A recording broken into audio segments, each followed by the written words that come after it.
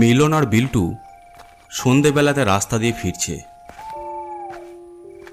এমন সময়, আরে এই মিলন, বিল্টু, তোরা দাঁড়া দাঁড়া, খুব দরকার আছে। আরে শুভদা, তুমি এমনভাবে হাঁপাচ্ছ কেন? তুমি যেমনভাবে দৌড়াতে দৌড়াতে আসছো, খুব দরকার আছে মনে হচ্ছে। দরকার তো আছেই। আগে বল, তোদের তো কলেজে ছুটি পড়েছে, সামনের সপ্তাহ থেকে কি করবি ভাবছিস? তা শুভদা ঠিকই বলেছ। আমি আর বিল্টু এই নিয়েই কথা বলতে বলতে বাড়ি ফিরছিলাম যে এই ছুটিতে কি করা যায়। এই জন্যই তো তোদের খোঁজে দৌড়াতে দৌড়াতে এলাম। ঘাটশিলাতে যাবি? তুমি কি পুরুলিয়ার ঘাটশিলার কথা বলছো? ও তো বেশ সুন্দর জায়গা। একদম ঠিক বলেছিস। তো শুভদা, তুমি হঠাৎ করেই ওখানেই কেন যেতে চাইছো? নতুন কিছু সন্ধান পেলে নাকি? তুমি তো নতুন কিছু সন্ধান পেলেই সেখানে ছুটে যাও, আর তোমার সঙ্গী হয় আমরা। তাতে মজা আর নতুন কিছু দেখার আনন্দ হয়। আরে এবার আর যেমন তেমন নয়, পুরো গুপ্তধনের সন্ধান পেয়ে গেছি। কি বলছো গো, গুপ্তধন? গুপ্তধন? সত্যি? তবে আর বলছি কি, তোরা তো জানিসই আমি দিনের অনেকটা সময় লাইব্রেরিতে কাটাই। আজকে পুরনো বই ঘাঁটতে ঘাঁটতে একটা জায়গা থেকে একটা নকশা খুঁজে পেয়েছি। কি আছে ওই নকশাতে? আরে এটা যেমন তেমন নকশা নয়। এই নকশা অনুযায়ী বর্ণনা করা আছে ঘাটশিলাতে গুসাইমারা পাহাড়ের পিছনে গুপ্তধন রয়েছে। দেখি তো নকশাটা। মিলন আর বিল্টু বেশ কিছু সময় নকশাটা খুঁটিয়ে দেখল। ঠিক বলেছো শুভদা, নকশাতে গুপ্তধনের নকশাই তো করা আছে। এখানে আবার ছন্দে লেখাও আছে, যারা মৃত্যুকে করে না ভয়, তারাই করবে গুপ্তধনকে জয়। তাই এই কাজ সবার জন্য নয়। তাই এটা তুমি পেলে কিভাবে? লাইব্রেরিতে পুরনো বইয়ের মাঝে এটা পেলাম। আমার মনে হয় এই নকশাটা কেউ কোনোভাবে পেয়েছিল, আর তারপরে এই বইটির মধ্যে রেখে দিয়েছিল। লাইব্রেরিতে অনেক পুরনো বই তো আসেই, বইয়ের মাঝে এটাও চলে আসে। আমি ইতিহাসও ঘাটশিলার গুপ্তধনের বিষয়ে পড়েছিলাম। ওখানে কোনো জমিদারের গুপ্তধন নাকি এখনও আছে। তবে এটাও শোনা যায় ওই গুপ্তধন নাকি অভিশপ্ত। গুপ্তধনের সন্ধানে গেলে আর কেউ ফিরে আসে না। ধুর, ওইসব কথা ছাড়। গুপ্তধনের সাথে ওইসব কথা সবসময় সবাই বলে থাকে। আসলে ভয় রটানোর জন্য ওইসব অভিশাপের কথা সবাই বলে, আর যারা যায় তারা ব্যর্থ হয় বলে লজ্জাতে আজে বাজে কথা রটিয়ে বেড়ায়। তোরা একজন ভূগোলের আর একজন ইতিহাসের ছাত্র, তোরা সঙ্গে থাকলে অনেক সুবিধাও হবে, আর আমাদের অ্যাডভেঞ্চারটাও জমে যাবে। আর গুপ্তধনের সন্ধান পেলে তো জীবন ঘুরে যাবে। দুজন দুজনের দিকে কিছু সময় তাকিয়ে থাকার পর যেতে রাজি হয়ে যায়। তাহলে ঘাটশিলার গুপ্তধনের সন্ধানী জন। হি পিপ্পুরে শুভদা। 7 দিন পরে শুভ, মিলন আর বিল্টু দিন 7 জন্য রওনা দিল ঘাটশিলাতে গুপ্তধনের সন্ধানে। ট্রেনের ভিতর শুভ, মিলন আর বিল্টু ঘাটশিলার কথা বলছে। এমন সময় সেই কামরাতে থাকা একটি লোক বলল, আপনারা বুঝি ঘাটশিলায় যাচ্ছেন? হ্যাঁ, আমরা ওখানেই ঘুরতে যাচ্ছি, ওই গুসাইমারা পাহাড় দেখতে। আপনিও বুঝি ঘাটশিলাতে থাকেন? না, আমি ঘাটশিলার আগের স্টেশন নিমশিলাতে থাকি। তা বেশ ঘুরে আসুন। ঘাটশিলা তো খুব ভালো জায়গা, মনোরম পরিবেশ, আবহাওয়া দারুণ। কদিন থাকলেই শরীর একেবারে ঝরঝরে হয়ে যাবে। তবে একটা কথা বলছি, কিছু মনে করবেন না তো? না না, বলুন না, কোনো অসুবিধা নেই। আপনারা কিন্তু ভুলেও গুসাইমারা পাহাড়ের পিছনে যাবেন না।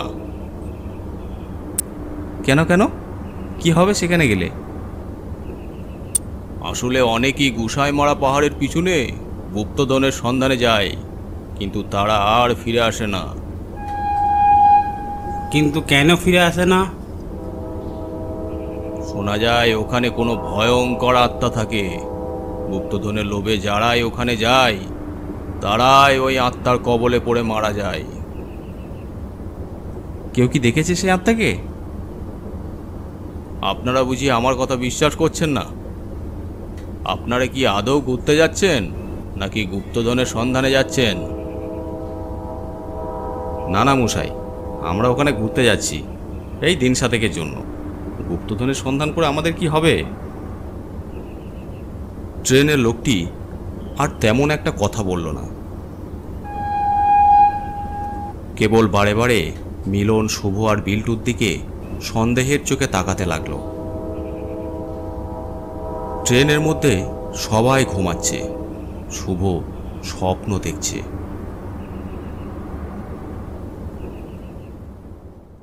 শুভ গুহার ভিতরে ধীরে ধীরে প্রবেশ করছে।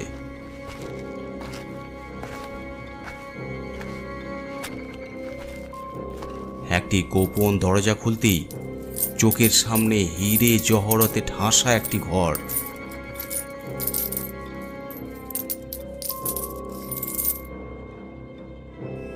এই দেখ মিলন আর বিল্টু, আমি কি পেয়েছি, কত হিরে সোনা! আহা, আমার জীবন পাল্টে গেল। এইসব এখন আমাদের আমাদের 7 পুরুষ বসে বসে খাবে। শুভ হিরে নিয়ে লাভ ঝোপ করছে, গড়াগড়ি খাচ্ছে। হু হু, পেয়ে গেছি, হিরে পেয়ে গেছি, আহা! শুভদা, ও শুভদা, উঠে পড়ো, ঘাটশিলাতে পৌঁছে গেছি। শুভদা, কি কি কি? ও, পৌঁছে গেছি। উফ, কি দারুণ স্বপ্ন দেখছিলাম। তা আবার বলতে, সব হিরে আমাদের বলে তুমি যেমন হাত পা ছুটছিলে তা তো বোঝাই যাচ্ছিল। ওই ভদ্রলোকটি কি নেমে গেছেন? হ্যাঁ, আমরাও ঘুম থেকে উঠে দেখি উনি নেই। নিমশিলা তো 1 ঘন্টা আগেই চলে গেছে। ঘাটশিলাতে পৌঁছাই শুভ, মিলন আর বিল্টু। পোস্ট অফিসের গাড়ি আগে থেকেই তাদের অপেক্ষাতে ছিল।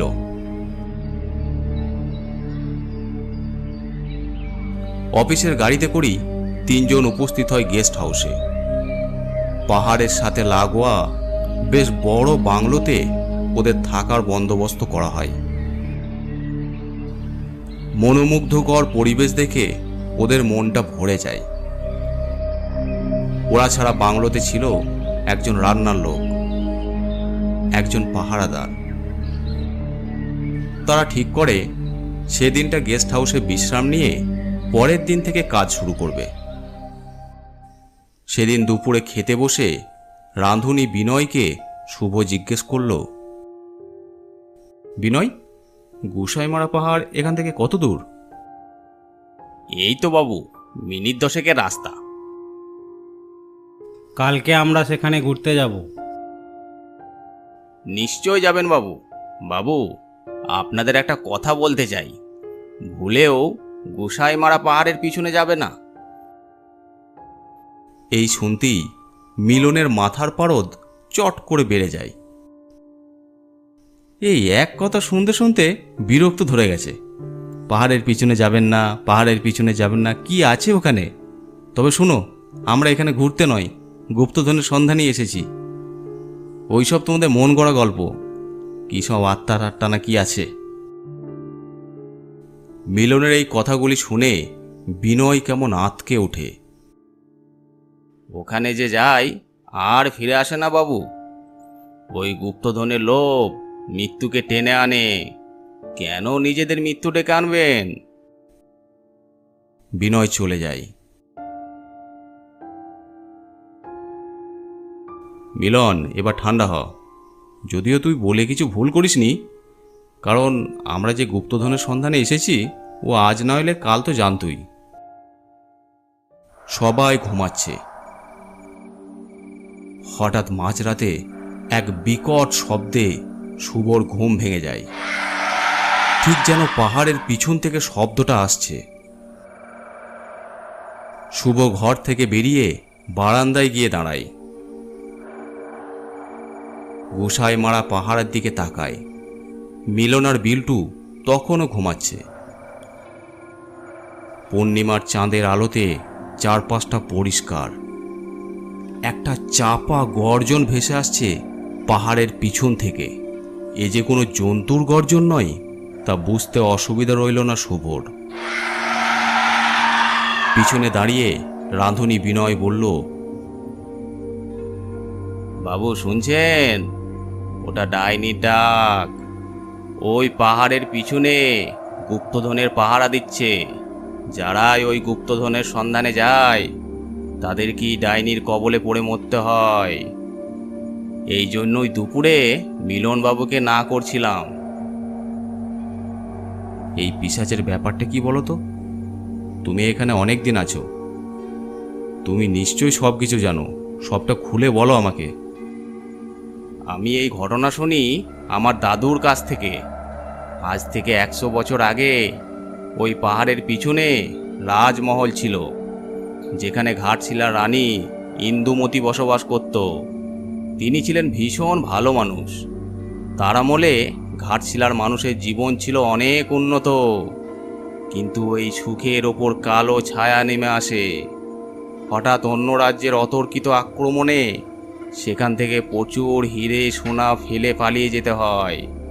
রানী ইন্দুমতি ছিলেন তন্ত্রবিদ্যায় পারদর্শী। পালিয়ে যাওয়ার আগে এক ভয়ানক ডাকিনীকে সেই হিরে পাহারা দিতে রেখে যায়। রানী পালিয়ে যাওয়ার সময় শত্রুদের হাতে নিহত হন। সব শেষ হয়ে গেলেও সেই ডাইনি আজও ওখানে রয়েছে। অন্য রাজারা, অনেক গ্রামবাসী, সরকারি অফিসাররা হিরে সোনার জন্য ওই রাজবাড়িতে গেছে, কিন্তু কেউ ফিরে আসেনি। শুধু বিভিন্ন জায়গায় পড়ে থাকতে দেখা গেছে শরীরহীন মুন্ডু। সবাই জানে ডাইনি তাদের অমন অবস্থা করেছে। অনেক টাকা দিলেও গ্রামের কেউ আপনাদের সাথে কাজে ওখানে যাবে না। তাই আপনারা যদি বাঁচতে চান তো কালই ফিরে যান। আমি আর আমার 2 সঙ্গী এখনই ওখানে যাব। আর আমি এটাও ঠিক করেছি, যদি সব গুপ্তধনের সন্ধান করতে পারি তাহলে সব কিছু এই গ্রামের উন্নতিতে দিয়ে দেব। যে রানী তার প্রজাদের এতটা ভালোবাসতো, তার সোনা হিরে আমি একটাও নেব না। আপনি এইসব কি কথা বলছেন? এই রাতে ওই মৃত্যুপুরীতে যাবেন? আমি একবার যা ঠিক করি তাই করি। এরপর শুভ মিলন আর বিল্টুকে ঘুম থেকে ডেকে তুলে নিজের পরিকল্পনার কথা আর বিনয়ের সাথে শোনা ঘটনা খুলে বলে। মিলন আর বিল্টু সব শুনে শুভর পরিকল্পনায় 100% সম্মতি জানায়। ওরা 3 জনে হাতে মশাল নিয়ে বেরিয়ে পড়ে গোসাইমারা পাহাড়ের পিছনের সেই জমিদার বাড়ির দিকে।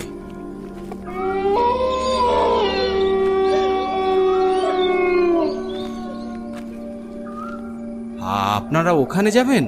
এ কি করছেন? আপনারা ফিরে আসুন। কিছু দূর যেতেই ওরা গোসাইমারা পাহাড়ের পিছনে দেখে একটা ব্রিজ, আর ব্রিজের পরেই ভাঙা পুরনো রাজবাড়ি।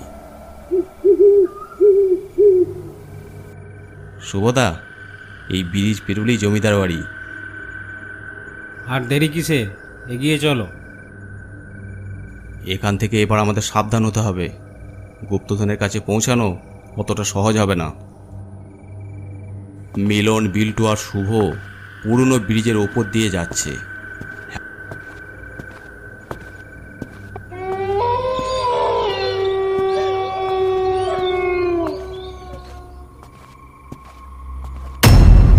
এমন সময় হঠাৎ ব্রিজের নিচ থেকে একটা কঙ্কালের হাত বিল্টুর পা চেপে ধরে। বাঁচাও, বাঁচাও! মিলন বিল্টুকে ওপরের দিকে টেনে তোলার চেষ্টা করছে, কিন্তু পারছে না।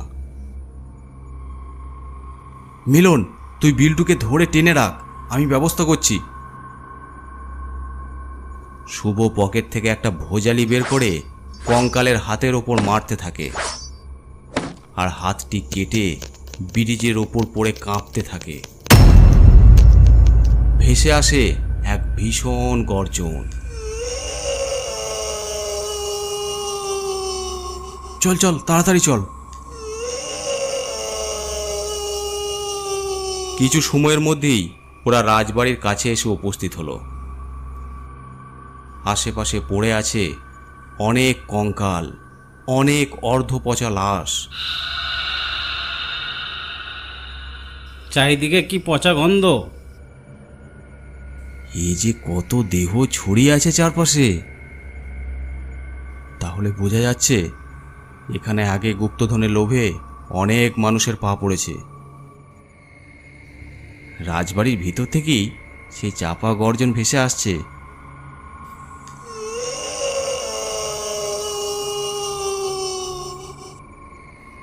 ওই গর্জন অনুসরণ করে আমাদের যেতে হবে।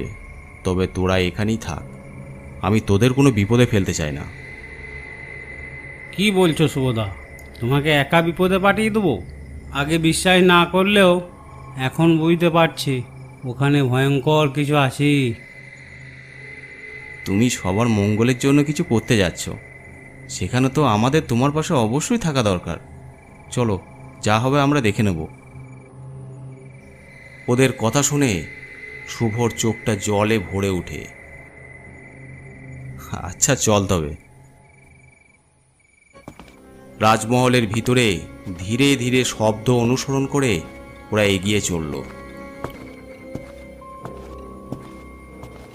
কিছু সময় পর একটা গুহার মতো জায়গাতে উপস্থিত হয়, আর দেখে আর একটি ঘরে থরে থরে হিরে সোনা। ডাইনিটা সোনা হীরের দিকে মুখ করে বসে। ওরা তিনজন ডাইনির পিছনের দিকে আছে। এ তো সোনা হীরের পাহাড়। ওটা কি বসে আছে? বুঝতে পারছিস না? এর কথাই সবাই বলে খুব সাবধান।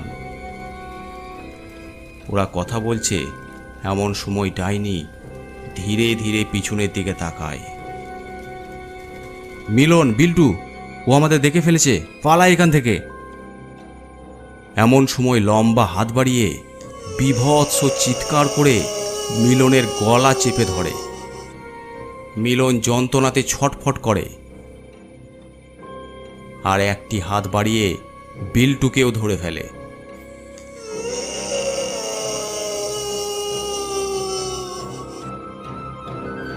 আহ আহ আমাকে ছেড়ে দাও, খুব খুব কষ্ট হচ্ছে। আহ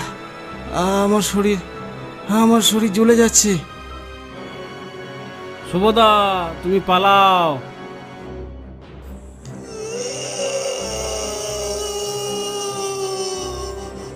শুভ হাত জোর করে মাটিতে বসে। তুমি ওদের ছেড়ে দাও, আমাকে তুমি মেরে ফেলো। আমি ওদেরকে এখানে নিয়ে এসেছি, ওরা নিষ্পাপ দুটি ছেলে। আমিও এখানে গুপ্তধনে লোভিয়ে এসেছিলাম, কিন্তু রানীর সম্পর্কে এত ভালো কথা শুনে ঠিক করেছিলাম গুপ্তধনের সন্ধান পেলে সব কিছু তার পছন্দের ঘাটশিলার উন্নয়নের জন্য দিয়ে দেব। আমি ভুল করেছিলাম, ছেড়ে দাও ওদের। শুভর এই কথাগুলি শুনে ডাইনির চেহারা ধীরে ধীরে পাল্টে যায়, আর বেরিয়ে আসে এক মানুষের চেহারা। মিলন আর বিল্টুকেও মাটিতে নামিয়ে দেয়। আপনি? রানী ইন্দুমতি। আমি এতদিন ডাইনি হয়ে সব আগলে রেখেছিলাম। আমি এখান থেকে চলে যাওয়ার সময় এক পিশাচকে রেখে গিয়েছিলাম। আমার মন্ত্রী আমার সাথে বিশ্বাসঘাতকতা করে আমার শত্রুপক্ষের সাথে সমঝোতা করে আমাকে আর আমার পরিবারকে মেরেছিল এই হিরে সোনার লোভে। তবে সেও আমার হাত থেকে রক্ষা পায়নি, তাকেও আমি ডাইনি রূপে শেষ করে দিয়েছি। এত বছর এগুলো পাহারা দিচ্ছি, সবাই শুধু নিজেদের লোভ, সোনা আর হীরের লোভে এসেছে। তবে তোমরা লোভে আসোনি। তোমরা এসেছো ঘাটশিলার মানুষের কথা ভেবে। তোমরা সব নিয়ে যাও।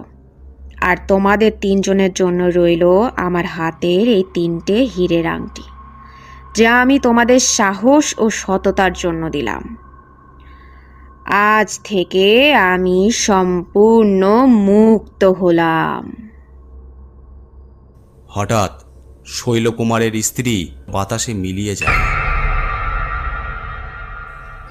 পরের দিন সকাল, শুভ মিলন বিল্টু সব কথা ঘাটশিলার মানুষদের খুলে বলে।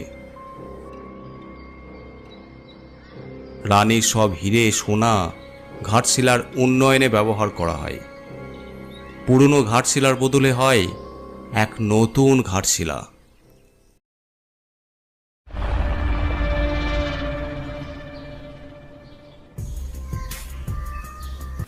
আজকের গল্পটি আপনাদের কেমন লাগলো অবশ্যই কমেন্ট করে জানাবেন। আর যদি ভালো লেগে থাকে অবশ্যই চ্যানেলটি সাবস্ক্রাইব করে দেবেন। আর আপনারা যারা গল্প পাঠাতে চান আমাদের ফেসবুক পেজে ইনবক্স করে পাঠাতে পারেন, অথবা আমাদেরকে মেল করতে পারেন। এছাড়াও আমাদের ইনস্টাগ্রাম আইডি আছে, আপনারা ফলো করে নিতে পারেন। সব কিছুর লিঙ্ক ডিসক্রিপশন বক্সে দেওয়া আছে।